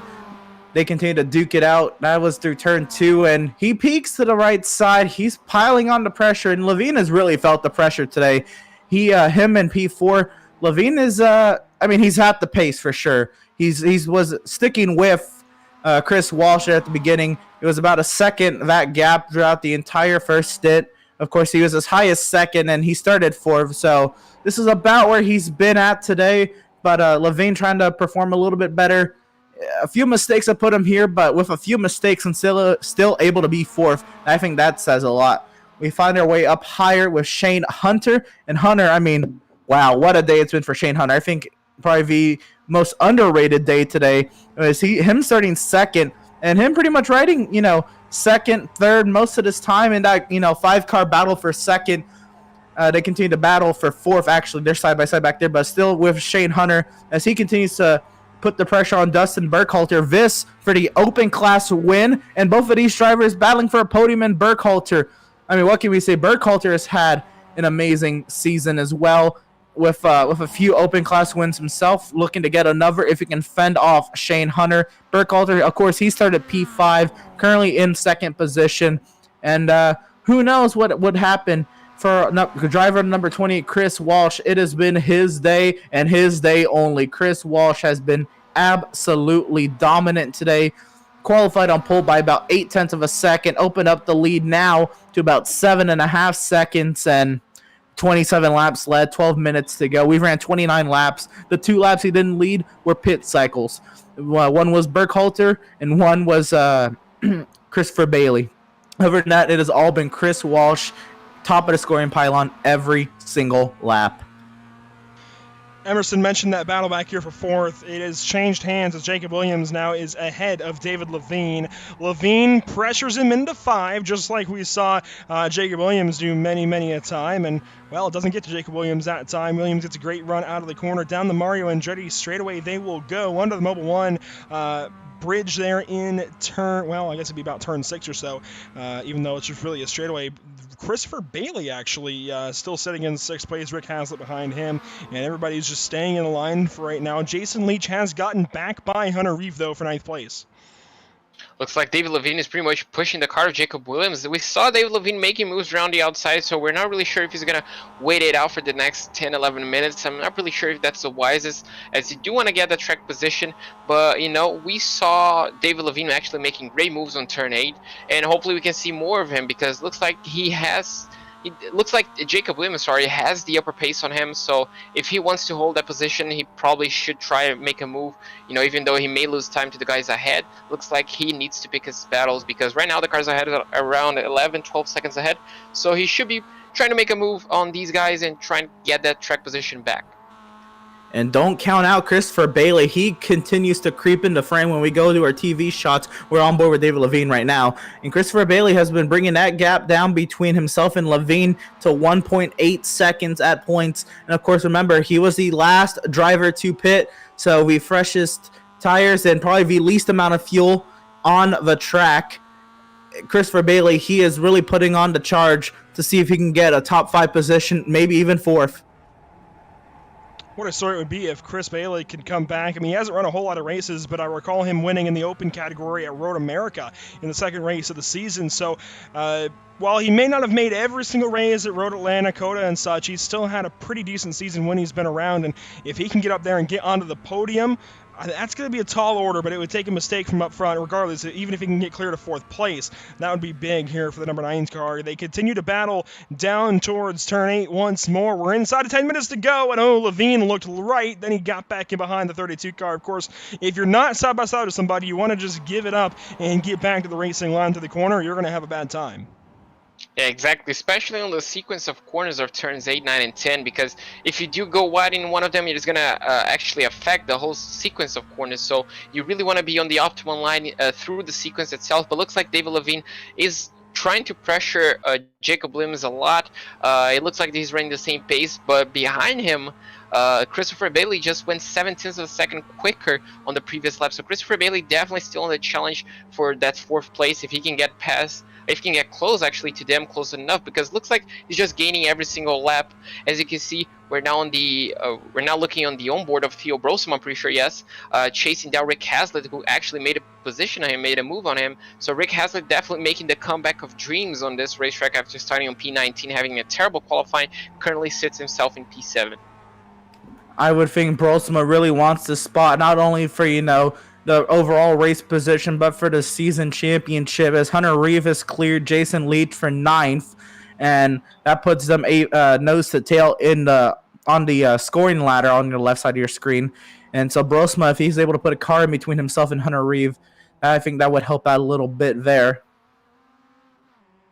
Well, these interclass battles are so important, Emerson, because it's not just points scored for each class, it's points scored for the overall standings. So, you know, when you're battling first and second in a class and you have some cars in between, in, say, IMSA, for example, you're only scoring points for your class. And so it doesn't matter if you put more and more cars between you and that second place in that class. It's not going to change the point totals. But in this league, the way they score the points, and I think it's great the way they do it since they're all in the same cars, obviously, these beneficiary guys, if they can get past some open drivers or vice versa, they're putting more points between them and their competition. So if Theo can get back ahead of Rick Hazlitt, and if Jason Leach can even come in with the assist for Theo and get back on by Hunter Reeve before this race is over, that's going to be 2 extra points for Theo Brolsma, 2 extra positions, really, that he's putting on the number 46 of Hunter Reeve. And that's so important. These battles are really important for Theo to try and get a chance to battle for this championship, because he's been caught off guard a couple of these races, hasn't had the races that he's wanted, but recently, he goes off into the grass. Can he save it? That's so tough to do, but he thankfully has a lot of grass to use. This might bring this to a 2-car battle now for the beneficiary lead. Hunter Reeve is catching, gaining on him, but still a decent gap. But that's going to, I think, right amount of gaining 7th place on the racetrack. So very unfortunate there for Theo Brolsma. But still a pretty good race overall, looking like he can get the beneficiary win. But we've had a new player join the chat, I suppose, for this battle for 4th place, as Christopher Bailey is now in behind David Levine. Yeah, Christopher Bailey definitely has the pace. You can see already making a move on David Levine. Is he gonna... as Jacob Williams actually lost the position to both of them, so that's unfortunate for him. But looks like Christopher Bailey is gonna brave around the outside of turn 8. Is he? Yes, he turns the car in. David Levine is still on the inside.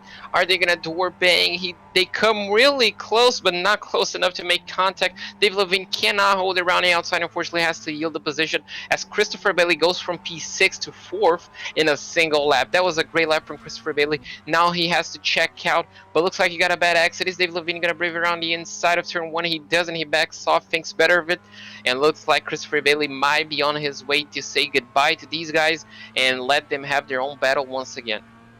What a brilliant piece of driving from open driver Christopher Bailey. And I think this all comes down to him waiting 3 laps later than David Levine to come in and pit, and 2 laps later than Jacob Williams. That played a huge factor in Christopher Bailey chasing him out, along with those 2 battling. But just the sheer pace difference and a couple laps difference in age of tires, Christopher Bailey. And he's back under attack from David Levine, though, through turn 4 and into Moss Corner. I mean, nose to tail. Any lunges? No, it's a little early for that, but with 5 minutes left, don't count it out.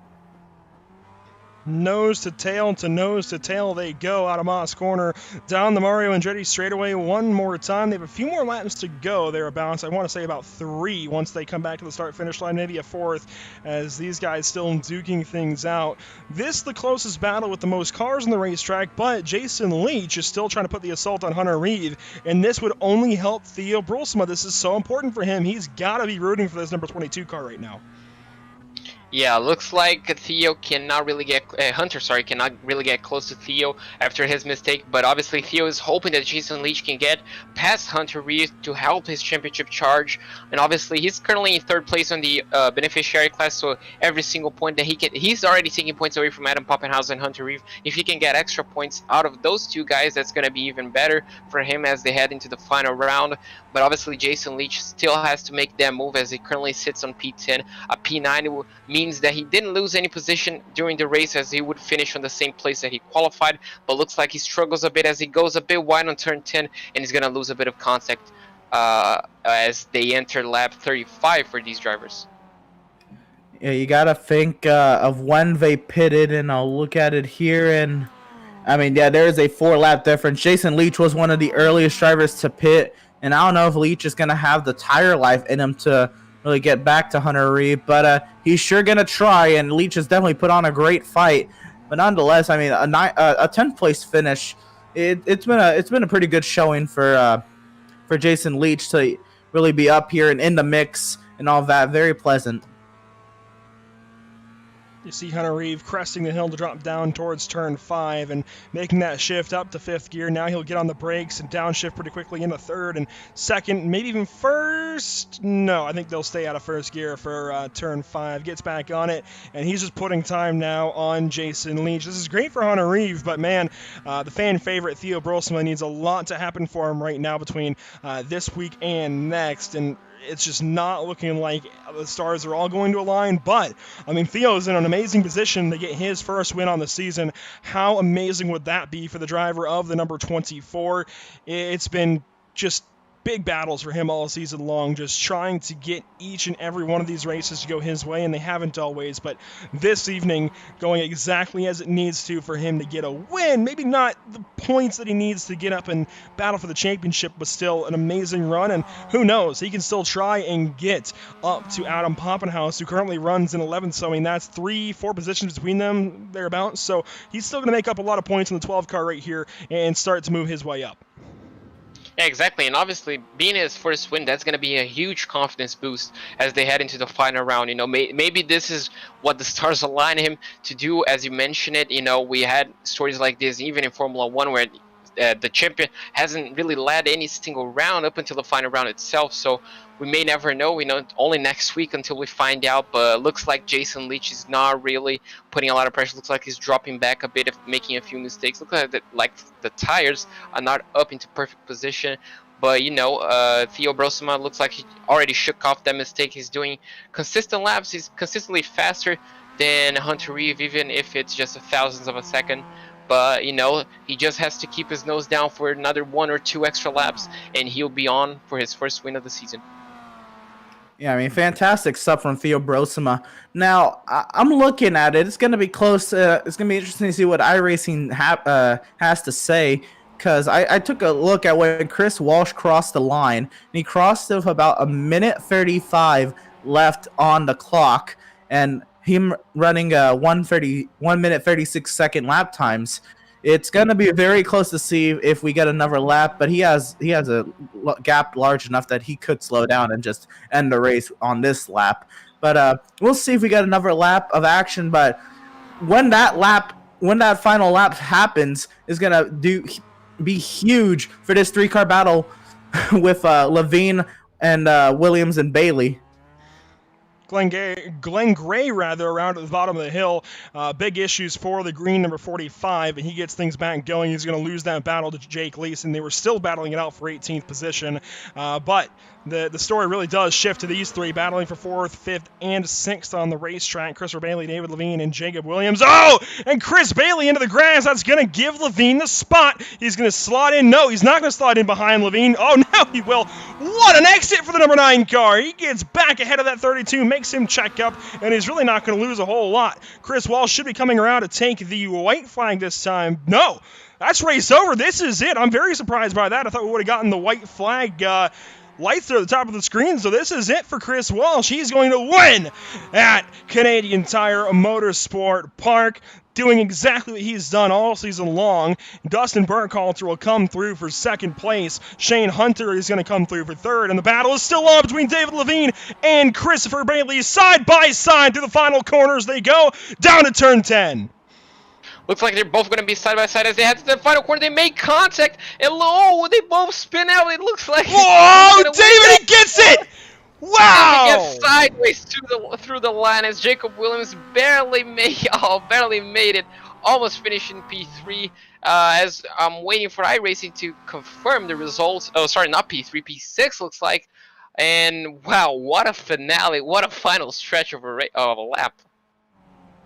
What a battle that was, and there's still technically, I guess, a battle going. Never mind that they crossed the start finish line. Scratch all that. But what a battle that was to the line. And you know what? That's so reminiscent of so many NASCAR finishes we've seen with the trucks here. And I mean, it just speaks volumes to what kind of track we're at, what kind of racing it provides, and what kind of final lap drama we can get out of Canadian Tire Motorsport Park.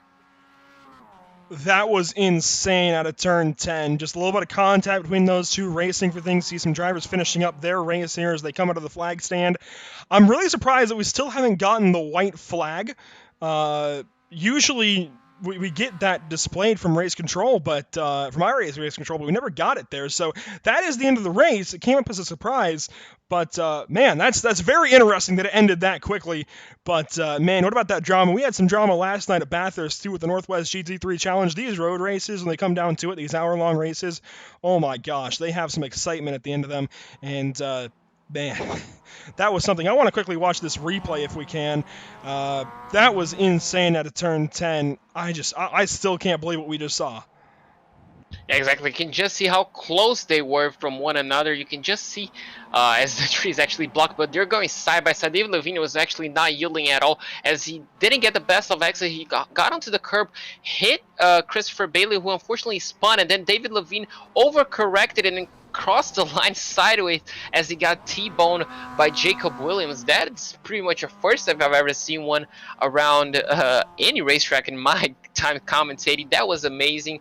Unfortunately for Jacob, he almost made it from a 0 to hero on the final corner, but you can just see how close they were door to door, but actually not making any single bit of contact. But unfortunately for David Levine, you can see there, he just hopped onto the curb and unfortunately made contact, and that's what caused him to end up spinning around and Christopher Bailey to end up finishing on the wall. Yeah, there's a line there coming off of turn 10. I thought that was the finish line. I was mistaken. So I thought Jacob Williams. I was going to make the same point. Yeah, they had an extra few feet to go. I thought Jacob Williams was going to get fourth I thought he was going to get fifth, maybe fourth, but Levine had other thoughts on that. And then Williams, I thought the line was already crossed, but no, he came home sixth because he ended up having to get the car going once again from the inside wall.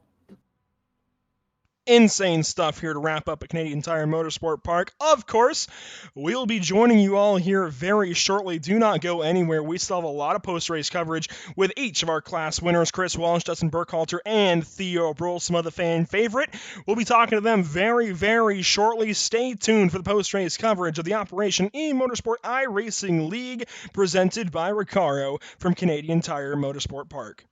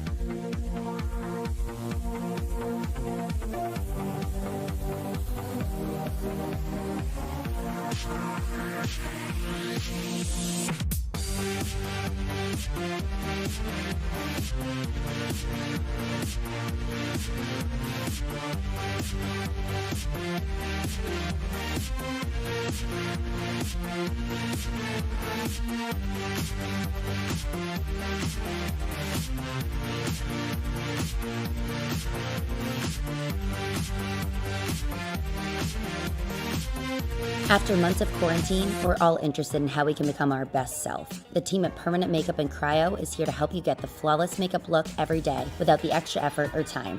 When it comes to your appearance, you deserve the best care that money can buy.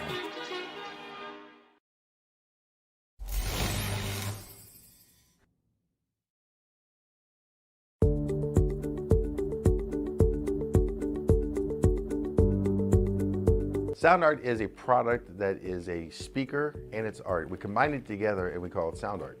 What makes it so unique that any picture can be your speaker? Sound art gives you the high quality sound without the ugly speaker. This isn't a picture with a speaker, the picture is the speaker. Just imagine your wedding picture uploaded onto a canvas and now it's speaking 10,000 tunes. I mean, it's a very cool concept. What we like so much about it that you can take anything that means something very special to you, upload it on the canvas, have it hanging up in your room, your balcony, wherever you want to put it, and now it's a speaker. I mean, how cool is that? It's something that we have that and no one has. No one has this product. It's just a great gift to give anybody. It's just a neat concept. Around here we say, art never sounded so good.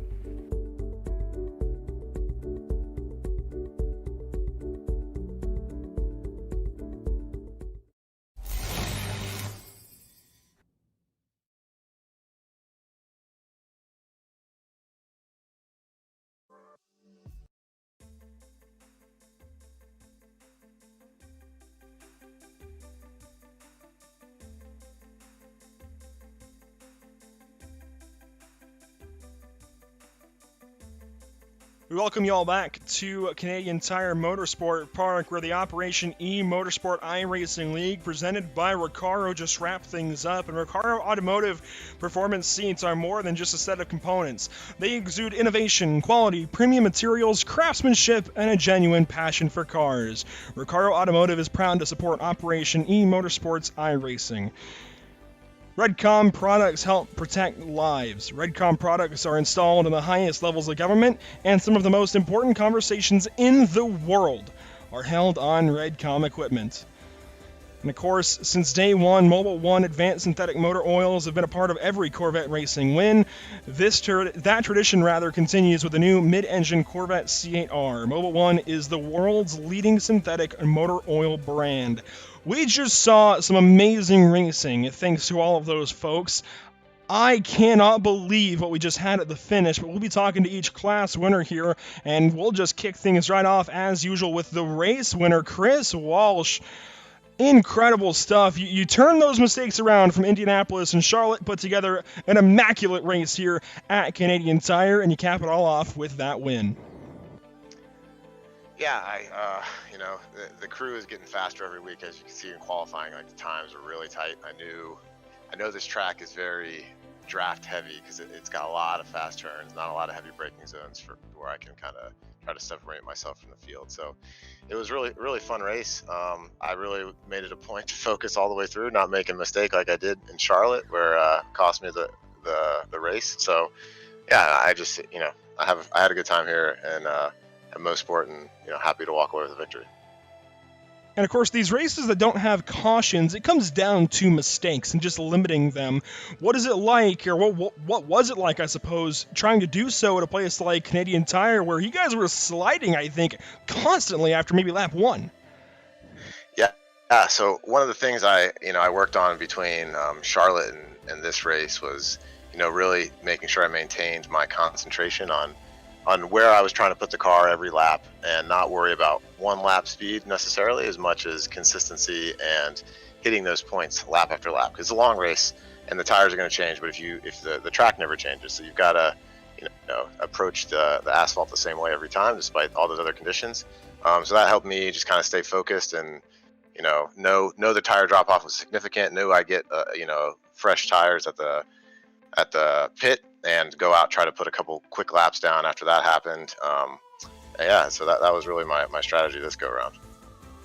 And as these battles shape up and get tighter and tighter as everybody picks up pace with these Miata MX-5s, what is it like trying to defend those first few laps? I think the game has entirely changed for you, where you've been up front for all these starts, it seems like, but suddenly they're a whole lot more well-versed in trying to battle you at the start of these races. Yeah, I really have to treat the first 3 to 4 laps as, like, if I want to get away, I have to treat it like a qualifying, which obviously increases a bit of the risk because the tires are cold or full fuel loads. But I know I got to break that draft buffer, which is about 1.8 seconds in there. So yeah, it requires me to push pretty hard at the beginning of the race. So that's a difficult thing, but I enjoy that everyone's getting faster. It makes the racing really exciting. It's cool to see these guys battling and getting better each week. So it's been really fun. And we didn't get to talk to you last week at Charlotte because you weren't the class winner in the pro class. What about that? Adding, I think, rather formidable, competition there in David Levine in that pro class. Yeah, no, it's great to have David in the class and battling with him. Tonight he was fast too out of the gate. I think he ended up taking P2, and then he was hanging on for right outside that 1 second buffer. I was trying to maintain it. He was right with me for the first 10 laps, I want to say. And I slowly started eking out a small advantage. But yeah, he was really quick, and it's great to have David around. He's definitely really quick. So. Well, Chris, before we let you go, of course, who do you have to thank? Who do you have to shout out this evening? Yeah, obviously you guys putting on a great broadcast like you do every week. RECARO, Redcom, Mobile One for being awesome sponsors and supporting what Operation Motorsport is trying to do, and that critical effort that they're making for our veterans on the Canadian and American side of the house. Also want to give a shout out to AOA Racing. I think they just competed in the Fox 120 in their first IMSO challenge in the Audi TCR car, so that was pretty exciting to see them on TV. And then just shout out to my family for all the support and love I get. So. Once again, congratulations on yet another overall and class win here at Canadian Tire Motorsport Park.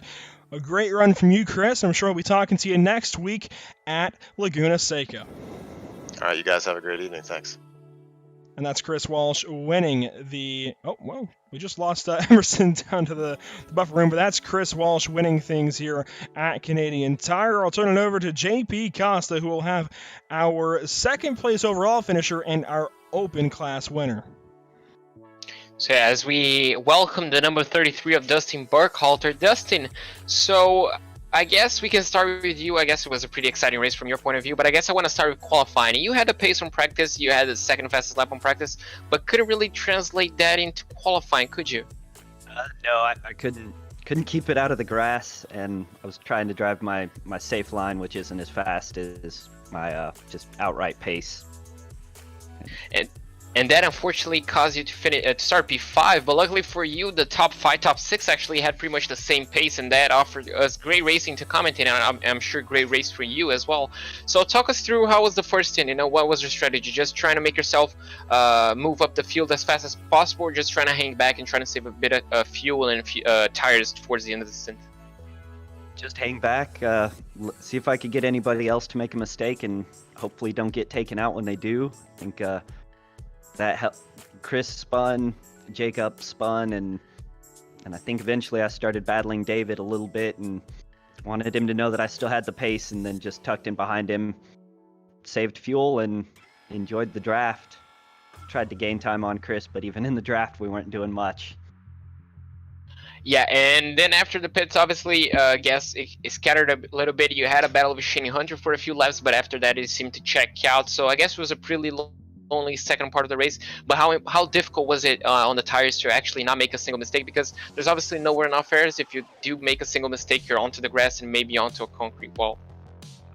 I did a lot of practice on the grass lines over the week, just running too hard, not lifting where I should, and going off track. And so I figured out where I had to lift so that I didn't end up off track and eating a wall or anything like that, because that was the easiest way for anybody to catch me, was making a big mistake. And obviously, well, we finished second place, obviously winning your class, 9 seconds behind Chris Walsh. How will your practice focus on Laguna Seca next week? Obviously, a track that's pretty different to this one. It's pretty flat, apart from a few elevation changes.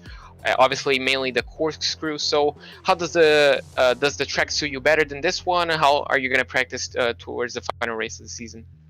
That's my least favorite track that is in this series right now. I just haven't liked it on iRacing for whatever reason.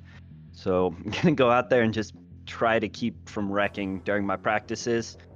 I don't expect to be too competitive, maybe up in the top 10, but everyone's getting faster, even Chris, unfortunately. But so there's going to be a lot more competition, and unless I can bring the same kind of pace I had at CTMP, I don't think I've got much of a chance for anything better than top 10 at Laguna Seca.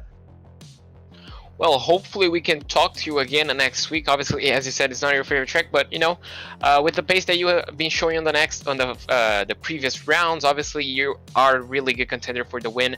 And do you have anyone to thank for the class win, all this sort of stuff? James Johnson's Hawaiian for Heroes, great charity. The EOD Warrior Foundation, and RECARO, Mobile One, Redcom, and then all the sponsors who put this on, and then especially Operation Motorsports. This is some of the most fun I've had on iRacing. Well, it's definitely fun to watch you guys battle on the racetrack as well. Thank you for your time. Thank you for the entertainment tonight on the race. And I'm going to pass it down to Emerson as he's going to interview the first win of the season for Theo Brosma, our beneficiary class winner. And Theo Brosma, first class win on the season. Theo, how does it feel? Oh, that feels amazing. I've been waiting for that for a while. All right, let's talk about this race. You were in some tight battle there with Rick Hazlitt there on the second half of this race, and you finished. You finished one spot behind where you started, but so you ran about this spot all day long. Was this? Did you feel this is where the car was? I feel like today I was just focusing on just staying consistent. Starting in that top pack, I know there's no way I could keep up with Hunter in a straight head-to-head race, so I had to play the long game. Fuel save behind him, a little bit of bump drafting the whole first half, and after the pit stop, I came out, 5 or 6 seconds ahead of him. So then it was just try to keep that gap, try to stay ahead of the other beneficiaries, battle with Rick a little bit, but at the end of the day, he's a much faster driver, and I know that, and I'll take a clean race even if it means going a place down. So I was just about to ask, you were in that tight battle with Rick Hazlitt, and I'm not entirely sure how much this was on your mind in terms of the championship, but you being ahead of Hunter Reeve obviously will help you out in that point situation a little bit heading into Laguna Seca, and especially putting a couple cars in between you two would help out more. But was that really on your mind today, the championship, or where you are at in the standings? Well, I try not to let it get too much on my head during the race. After qualifying, I'll have a look at it and try to set myself some goals and see who's around me and see who I'm actually going to try to race. But once I'm out there, it's kind of look at the guys on the relative, see if there's 1 or 2 ahead of me and think, I've been about as fast as him all season. Maybe I can catch him. And that's kind of the carrot at the end of the stick I use to get myself going. But I don't really think or do too much math in the middle of the race because at a track like Mosport, you're just going to end up in wall. Well, you're third in your class in standings coming into today, and finally getting that class win. What does this say about the season you've had thus far, and what does this class win mean for your season as you start to wrap it up next week? Well, what it means is that I hope it means that I'm learning something. I haven't really done a full season ever of racing, other than a little bit of go-karts in real life, but I'm really learning that the consistency is what makes the season, and if you can drive, even 0.8 or 0.9 seconds off your top time, but you can do that all race, that results in some better finishes. And today I finished a race with 3 incidents, which is my lowest ever, I think, and yeah, I'm pretty happy with that.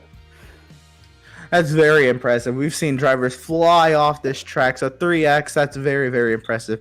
Do you have anybody to shout out or thank for your class win today? Oh, definitely. All the people on the stream watching me, supporting me, there's too many to name at this point. So it's really great to have that support, and it definitely makes me try a little harder, do a little more practice, and ends up in a little better position. So one more question. I actually didn't even think about this, but at least on iRacing, you're listed from Canada. So in sim, a little bit of a home race for you. How about getting the class win at that home race? How does that feel? Well, I was really hoping to see a Canadian at the top step at the podium. My hopes are on Chris Bailey for that, but Chris Walsh is a very, very fast driver no matter where he goes. So I guess that's how it ended up. But it was really, really good to have that home track advantage here. The iRacing model is a little bit out of date. They've done some repaving, but the track, it's an iconic layout, and just to have done the track walks in real life, it definitely helps give you a little bit of a head start. So it was really good. Right on. Well, phenomenal drive. Congratulations on your amazing class of victory. First win on the season for Fia Brolsema, and we're going to send it back up to Andrew for the rest of our post-race coverage. All right, thank you so much. What an amazing race we had. I think we've said that after every single race so far this season. Every single one of this Operation eMotorsport iRacing League presented by RECARO Events has just excited in every single way. It's just, whether it's battles, whether it's drama, mistakes, what have you, every single race has been exciting, from VIR all the way down through Canadian Tire now, and we still have Laguna Seca to look forward to. There's still a whole 60 minutes of racing to go, not to mention the iRace of Remembrance coming up on November 8th. Oh my gosh, we still actually have 7 hours of racing to go when you think about it that way. Before we get there, though, we got to look at our race results this evening. JP, go ahead and take it away for the top 10. So obviously our race winner, Chris Walsh, finishing another dominant race. In second place, Dustin Burkhalter, and another name we're familiar with. In third place, Shane Hunter, with a strong race for him. David Levine, the second pro driver. In fourth place, Christopher Bailey, after making a small mistake on the final lap and doing with those incidents, finishes P5. Jacob Williams finishes P6. Rick Hasler with an excellent comeback drive, starting P19, finishes 7th. In 8th, we have Theo Brosma, our class winner for the beneficiary class. Hunter Reed finishes P9, and Jason Leach with an excellent result in the top 10, rounding off the top 10. We fall back P11. We have Adam Poppenhaus. A little surprising to see him this far down the order, but still third in class, still up there in his class. P12, how about Sean Knight in his first start? Brian Burkhart, after a few incidents, he'll end up finishing still on the lead lap and in P13. Tim Bernard comes home P14. Callum Beldam, P15. Now one lap down, we'll find the 07 of John Winker. He'll be P16. Brock Hogan in his first start, he'll finish one lap down, P17. Jay Gleason, after heavy contact with Brian Burkhart back in turn 2, he's still able to finish this race one lap down, P18. Glenn Gray, P19, and Mark Bray with some early troubles. He'll finish 34 laps down and in P number 20. Before we wrap things up, I want to remind everybody what these drivers are racing for. We have some amazing trophies up for grabs for the top 3 in these classes. Once again, presented by Redcom, of course, a great partner of the Operation eMotorsport iRacing League. These things look great. I can't wait to see pictures of them once they've been made. But that will conclude our coverage tonight of the Operation eMotorsport iRacing League. We at Pit Stop TV thank you for tuning in and joining us for tonight's action, and we hope you enjoyed tonight's broadcast. Be sure to join us tomorrow evening as we bring you the Bluegrass iRacing Series at Kentucky Speedway, and again on Sunday when the Superior Class Auto Racing Cup Series goes road racing at Watkins Glen. Make sure to follow us on Facebook at www.facebook.com/pitstoptv, on Twitter at pitstoptv_, on Twitch at www.twitch.tv/pit_stop_tv, and on YouTube at www.youtube.com/c/pitstoptv1. For all of us at Pit Stop TV, JP Costa and Emerson Arden with me on the call tonight, Trey Shuttlesworth with social media coverage, I am Andrew Cardinale IV, and we will see you next time.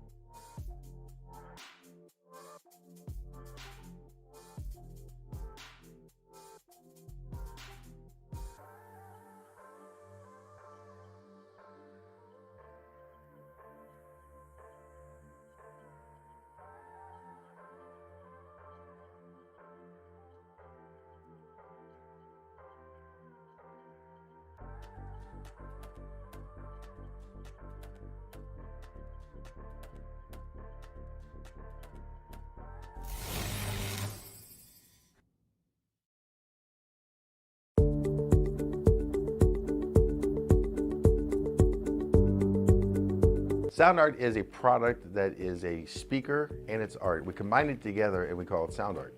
What makes it so unique that any picture can be your speaker? Sound art gives you the high quality sound without the ugly speaker. This isn't a picture with a speaker, the picture is the speaker. Just imagine your wedding picture, upload it onto a canvas, and now it's speaking 10,000 tunes. I mean, it's a very cool concept. What we like so much about it that you can take anything that means something very special to you, upload it on the canvas, have it hanging up in your room, your balcony, wherever you want to put it, and now it's a speaker. I mean, how cool is that? It's something that we have that and no one has. No one has this product. It's just a great gift to give anybody. It's just a neat concept. Around here we say, art never sounded so good.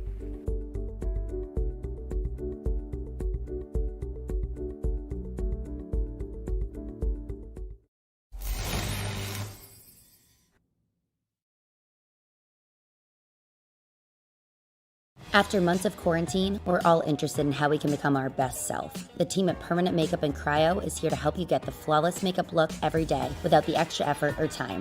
When it comes to your appearance, you deserve the best care that money can buy.